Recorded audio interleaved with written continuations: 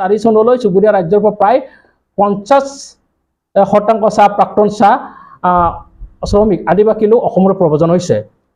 চাহ উদ্যোগ শ্ৰমিকসকলৰ যিহেতু অসম খিলঞ্জীয়া হয়, পঞ্চায়তী ৰাজ আইন 1959 মতে 1959লৈকে চাহ উদ্যোগ শ্ৰমিকক ভোটাধিকাৰ প্ৰদান কৰা হোৱা নাছিল। 1994 চন মতে নীতি বহিৰ্ভূতভাৱে তদন্তহীন চৰকাৰে চাহ উদ্যোগৰ শ্ৰমিকসকলৰ ভোটাধিকাৰ প্ৰদান কৰে। তদন্তহীন ৰাজ্য চৰকাৰ অসম ভূমি নীতি 1989 খন উলংঘা কৰি একমাত্ৰ ৰাজনৈতিক স্বাৰ্থ সিদ্ধিৰ বাবে 2001 চনৰ পৰা 2004 চনলৈ অধিসূচনা জাৰি কৰি চিলিং বহিৰ্ভূত আৰু চাহ বাগানৰ দাঁতি কাষৰীয়া ভূমি টকীয়াকৈ চাহ আৰু প্ৰাক্তন চাহ বাগানীয়াসকল ভূমি বন্দোবস্ত কৰে। কিন্তু অসম ভূমি নীতি 1989 মতে ভূমিহীন খিলঞ্জীয়া কৃষকক যিয়ে প্ৰকৃত কৃষি কাৰ্য সম্পাদন কৰে ভূমি বন্দোবস্ত কৰা হয়। ব্ৰিটিছে অনা ঔদ্যোগিক শ্ৰমিকসকল অসমৰ খিলঞ্জীয়াও নহয় আৰু কৃষি কাৰ্য সম্পাদন নকৰে। অসমত বৰ্তমান চাহ প্ৰাক্তন চাহ বাগানী আৰু আদিবাসীসকলৰ জনসংখ্যা 90 লাখ বুলি সংশ্লিষ্ট জনগোষ্ঠী সমূহৰ সংগঠনসমূহে দাবী কৰে। চুবুৰীয়া ৰাজ্যৰ পৰা যদি প্ৰব্ৰজন হোৱা নাই তেন্তে 2004 চনৰ পৰিসংখ্যা প্ৰতিবেদন অনুযায়ী চাহ প্ৰাক্তন চাহ বাগানী আৰু আদিবাসীসকলৰ জনসংখ্যা পুৰুষ মহিলা শিশু মুঠ 28,81,340 ঠাইত কেনেকৈ 90 লাখ হ'ল, এয়া এক ডাঙৰ প্ৰশ্ন। গতিকে এই আমাৰ যিটো লিখিত তথ্য মতে আমি জনা গৈছেহে তেখেতসকল আমাক ব্ৰিটিছে অসমত তেখেতসকলক বনুৱা হিচাপে শ্ৰমিক হিচাপে আনিছিল এটা খন্তেকীয়া সময়মতে। তেখেতসকলক ঘূৰি যাব লাগিছিল, কিন্তু ইয়াতে তেখেতসকলক ঘূৰি গৈ ইয়াতে থাকি গ'ল। গতিকে আজিৰ তাৰিখত যদি আমি চাব যাওঁ, আপোনাৰ ঝাৰখণ্ডত তেখেতসকলৰ জনজাতি হ'ব পাৰে, কিন্তু অসমত জনজাতি হ'ব নোৱাৰে। আমি ঠিক তেনেকুৱা আমি অসমত জনজাতি হয়, আমিতো মণিপুৰত জনজাতি নহয়, মেঘালয়ৰ জনজাতি নহয়। গতিকে সেই সংবিধানে যিটোত এটা নিয়ম নীতিত যিটো স্বীকৃতিপ্ৰাপ্ত, গতিকে এই স্বীকৃতিপ্ৰাপ্তৰ কথাহে আমাৰ ট্ৰাইবেল কংগ্ৰেছৰ আদিত্য কাকলি ডাঙৰীয়াই দাঙি ধৰিছে। আদিত্য কাকলি ডাঙৰীয়াই সকলো ক্ষেত্ৰত অধ্যয়ন কৰিহে তথ্য সহকাৰে কথাবিলাক প্ৰকাশ হয়। তেখেতসকলৰ কাকলাৰীৰ বিৰুদ্ধে যিটো মানে তথ্যবিহীন যি ভুৱা কিছুমান তেখেতসকলৰ তুলঙা মন্তব্য কৰিছে, সেইবোৰ একেবাৰে তেখেতসকলৰ পৰা আমি এইটো ভাষা আশা কৰা নাছিলোঁ। আমি তেখেতসকলক প্ৰত্যুত্তৰ দিব বিচাৰিছোঁ।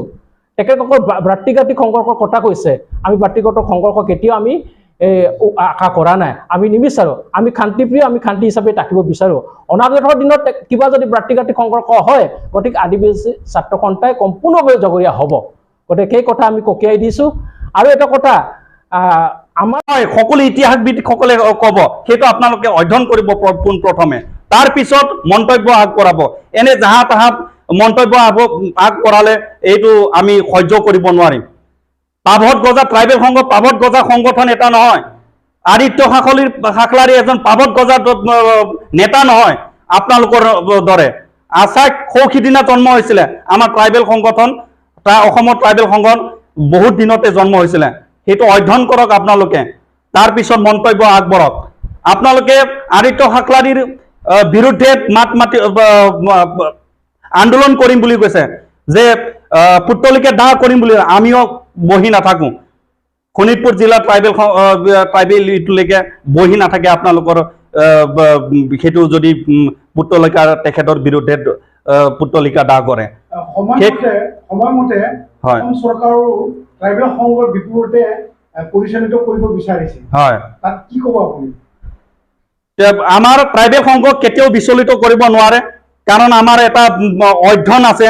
সকলো তৰফৰ পৰা আমি চালি জাৰি বস্তুটো আমি তেখেতে ভালকৈ আদিত্য কাকলাৰী ডাঙৰীয়া ভালকৈ তেখেতে নিউজকে ডিঙে দিপাঙে অনুষ্ঠানত কাক কেনেকৈ 6 জনগোষ্ঠীক জনজাতিকৰণ তেখেতসকলে কৰিব বিচাৰিছে, কিন্তু কাক আমি কেনেদৰে বিৰোধ কৰিম তেখেতে আদিত্য কাকলাৰী ডাঙৰীয়াই ভালকৈ বিশ্লেষণ কৰি পেলাই তাত জনাইছে যে আমি মৰাণ মটকসকলক আমি আলোচনা কৰিবলৈ সংগঠনৰ মাজত আলোচনা কৰিম, তাৰপিছত আমি মন্তব্য আগবঢ়াম। কিন্তু আমি এতিয়া আহোমসকলক আমি পোনচাতে আমি আমাৰ ট্ৰাইবেল সংঘই বিৰোধ কৰিছোঁ, আৰু এই আদিবাসীসকলৰ জনজাতিৰ বিৰুদ্ধে আমি মাত মাতিম পৰৱৰ্তী সময়তো। আমাৰ ভালকৈ তেখেতে ভালকৈ কিবা কৰিছে, মন্তব্য আগবঢ়াইছে, তাৰ পৰা শিকিবলগীয়া বহুত আছে। আমি 6 জনগোষ্ঠীৰ বিৰোধ কৰিছোঁ, আগন্তুক দিনতো বিৰোধ কৰি থাকিম। আমি তেখেতসকলৰ 6 জনগোষ্ঠীৰ যিটো জনজাতিকৰণৰ চৰকাৰৰ বিৰুদ্ধে আমি মাত মাতি গৈ থাকিম। আৰু এইখিনিকে কৈ মই পৰৱৰ্তী সময়ত যদি আমাৰ যিটো সংগঠনৰ পাভত গজা সংগঠন, এই পাভত গজা নেতা যিটো মন্তব্য আগবঢ়াইছে, তেখেতসকলকো মই এই মন্তব্যটো উঠাই ল'বলৈ অনুৰোধ জনাইছোঁ। অন্যথা আমিও আপোনালোকক তাৰ বিৰুদ্ধে আমি কি ব্যৱস্থা ল'ব লাগে আলোচনাৰ মাজেদি আমি ব্যৱস্থা ল'ম।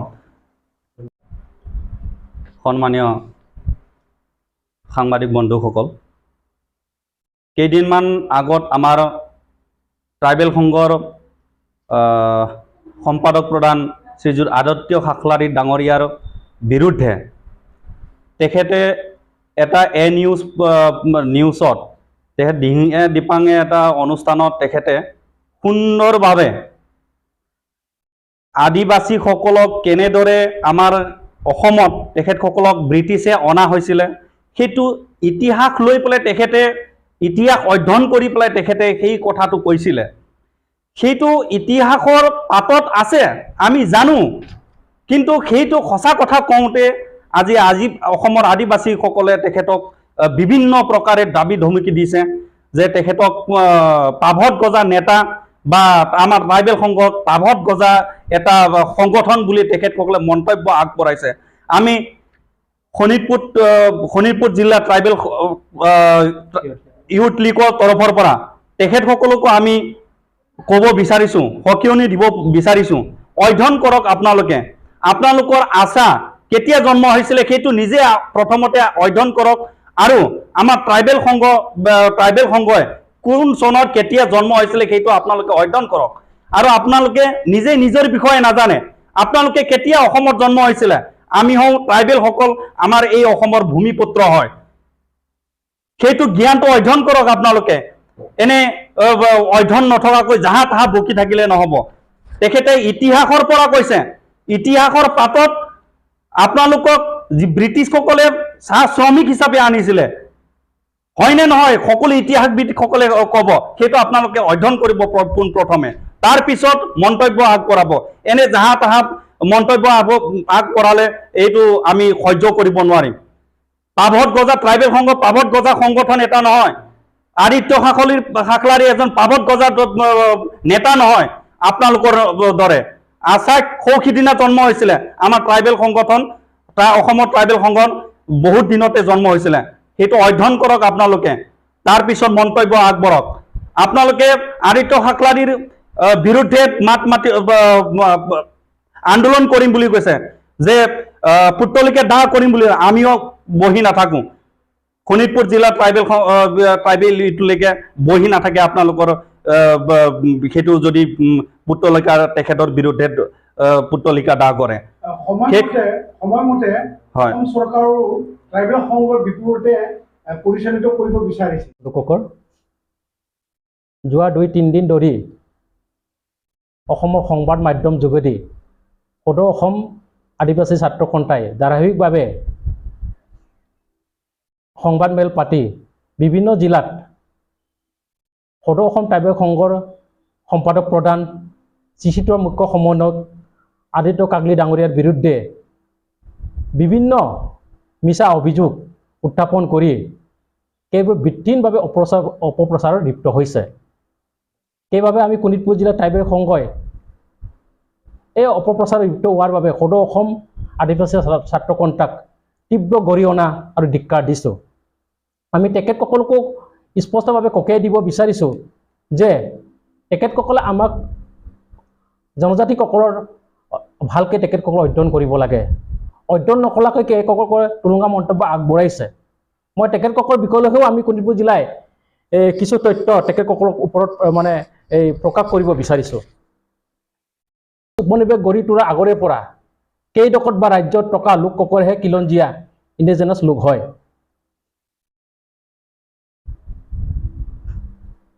TD ইমিগ্ৰেশ্যন এক্ট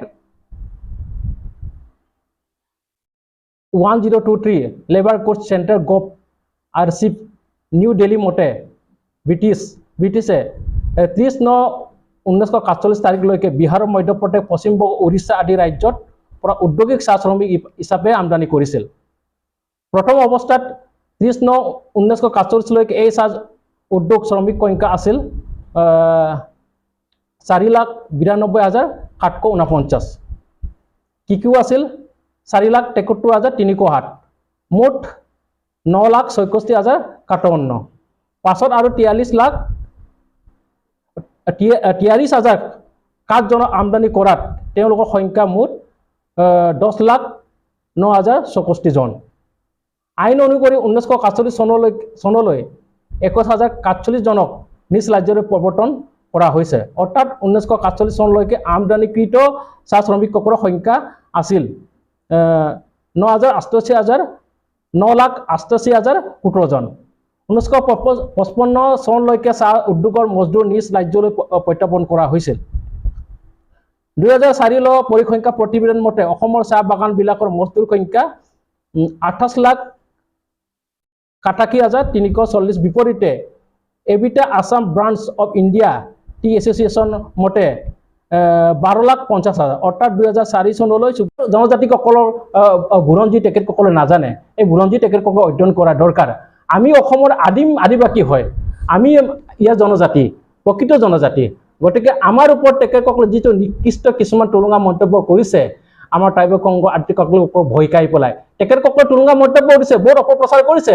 কিন্তু অপপ্ৰচাৰত আমি দেখা গৈছে যে আমাৰ ট্ৰাইবেল কংগক আমাৰ সম্পাদক আদিবাসী ডাঙৰীয়াক তেখেতসকলে ভয় কৰিছে। কিন্তু ভয় কৰাৰ কাৰণটো এইটোৱে যে তেখেতসকলৰ আচল তথ্য তেখেতসকলে নিজে লুকুৱাইছে। এইটো লুকুৱাৰ কাৰণেহে তেখেতে তথ্যবিহীনভাৱে ডাইৰেক্টলি মানে গোটেই কথাটো অসম চৰকাৰৰ পৰা ডাইভাৰ্ট কৰি এই আদিবাসী ডাঙৰীয়াক টাৰ্গেট কৰিছে। এতিয়া যদি চাব যাওঁ, আমি অসমৰ জনজাতিৰ ক্ষেত্ৰত যিটো 6 জনগোষ্ঠী জনজাতিৰ ক্ষেত্ৰত অসম চৰকাৰে আমাৰ ট্ৰাইবেল সংঘৰ লগত আলোচনা কৰে। আৰু আলোচনা কৰাৰ কাৰণে আমি আমাৰ যিটো উপস্থাপন কৰিব লাগে সংঘৰ যিটো আমি তথ্য, সেই তথ্যবিলাক দাঙি ধৰিছে। তাতো কোনো জাতিকটো বেয়া ভাষাৰে আমাৰ খাকলি ছাৰে কেতিয়াওতো মন্তব্য কৰা নাই, কেতিয়াওতো কোনো টুলুঙা মন্তব্য কৰা নাই। সদায় তথ্য সহকাৰে নিজৰ কথাহে প্ৰকাশ কৰিছে। এই কথা প্ৰকাশ কৰাত আমাৰ সম্পূৰ্ণ অধিকাৰ আছে। এই অধিকাৰত তেখেতসকলক কৰ্ম কৰিব বিচাৰিছে। গতিকে আমি তেখেতসকলক অনাগত দিনলৈ এনেকৈ যাতে টুলুঙা মন্তব্য দিব নালাগে আমিও ককিয়াই দিছোঁ। তেখেতসকল যদি এনেকৈ সংবাদমেল পাতি আমাক সদায় ধাৰাবাহিক আক্ৰমণ কৰি থাকে, আমিও কেতিয়াও এনেকৈ মনে মনে বহি থকা আমি জনজাতি নহয়। আমাৰো তেনেকুৱা মানে উত্তৰ দিয়া আমাৰ প্ৰত্যুত্তৰ আমাৰ এটা শক্তি আছে। এই শক্তিৰ মতে আমি তেখেতসকলক সদায় আমি প্ৰত্যুত্তৰ দি যাম। গতিকে অনাগত দিনত অসমখন শান্তিভাৱে এটা চলি থাকিবৰ কাৰণে তেখেতসকলে যাতে টুলুঙা মন্তব্য নকৰি এই কিছুমান অযুক্তিকৰ কথা যাতে প্ৰকাশ নকৰে, তেখেতসকলে আমি শোণিতপুৰ জিলা ট্ৰাইবেল কংগ্ৰেছে পুনৰ ককিয়াই দিছোঁ। আৰু আশা কৰিছোঁ অনাগত দিনত তেখেতসকলে নিজে চিন্তা চৰ্চা কৰিব। আমাৰ কাগলাৰীদাৰ ওচৰত বা ট্ৰাইবেল কংগ্ৰেছৰ ওচৰত তেখেতসকলে ক্ষমা মাৰ্জনা বিচাৰিব লাগে।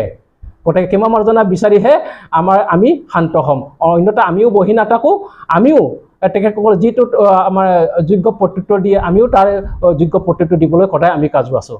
ধন্যবাদ।